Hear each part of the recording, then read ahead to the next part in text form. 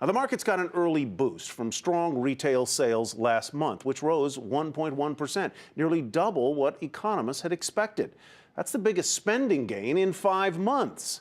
But as Courtney Reagan tells us, those top-line numbers can be deceiving. While the government's headline retail sales number came in nearly double what economists expected for February, the details reveal a less than rosy picture when it comes to discretionary spending.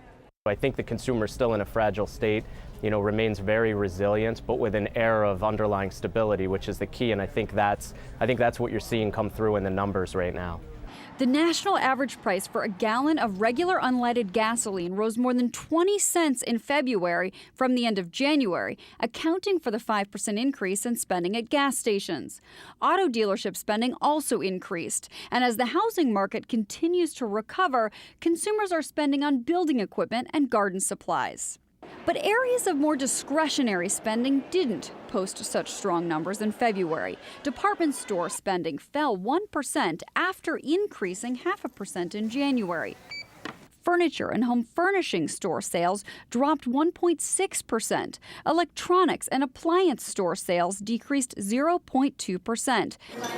Americans also ate out less in February, with spending at food service locations dropping 0.7%.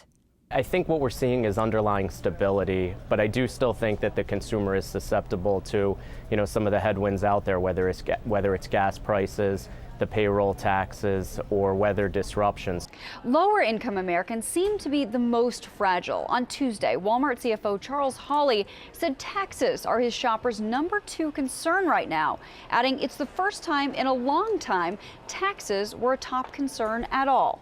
ITG Investment Research's chief economist Steve Blitz says this retail sales report illustrates two separate consumer groups, with higher income Americans spending on autos and building supplies, while lower income Americans continue to be adversely impacted by higher payroll taxes, rising gas prices, and delayed tax refund checks, a sentiment echoed by the National Retail Federation. For Nightly Business Report, I'm Courtney Reagan.